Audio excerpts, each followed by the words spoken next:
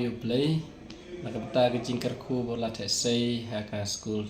Green Hill haya secondary school sarang kham. Bola dap pesan post name mentah bat ngisa pynkut haka khatwe trik ubnai December arjar atosau kaban sedang nadu kapor shipeu shiteng hadu kat ar baje. Tek session kaban engkong. Tek session baar sedang nasi baje hadu lai baje. Tikentah hakateng jongka school ke management kina hikai kat ke MC nga khot ngawes ngabha hamtam ya ki pas pupil jongka school Green Hill ki bandu usnem kat kendai nye pausau hadu mentau usnem arjar ar pausau yaki mi ki pa nata yaki pas the former principals yaki former teachers but ki headmistress banesi menta hakatai kasngi closing ceremony jongka golden jubili jongi namar hakatai kasngi governor jongka Meghalaya unsalong kongsan dengan dak cingkemen bakrau dengan kerpat royepi bapin isi mentalang but board renti ya kini kicing pita harum nak benta kicing ya ibe renti jongka program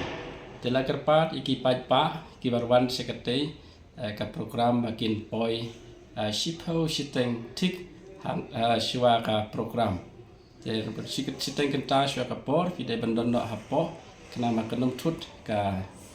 jing po jing wan jong gubernur hakalenti ya lentieng te kemta ya ki mobile jong piru pide ban bu haki off mode nangta hakapor ba ajing krenu gubernur kerpa pi ba pinum yaki shene shatai hendai ban pele jingmut bat ban sngap ya ka jingkren jong u tele kerpa banum enum sya ban shendur iladon ki ayu kiladon ki breu ki bala appoint na ka school ban le nagam taka foto bat ke video tekumta kerpa pi ba pinum ya shendur hamta man pentut ya ketika penum pentut ya ketika program te sesisin ngakot ngwere pi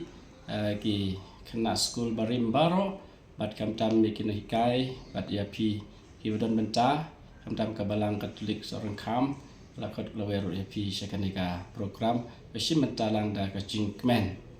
I on behalf of the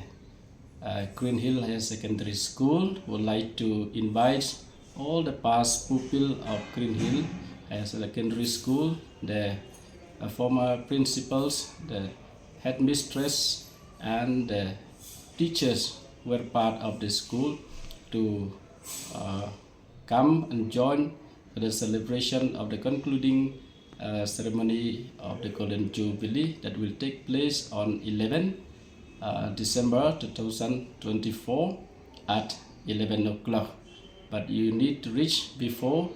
the schedule because the governor of Meghalaya will come for this function as a chief guest. So we request you to reach by 10:30 and be present in your respective places, and we get ready to welcome the chief guest and other dignitaries. So I would like to request also to spread this message to those students of us of the school and also to the friends and the benefactors of our school. So thank you, may God bless you. Welcome to one and all to this celebration of the school Jubilee of Green Hill 2024.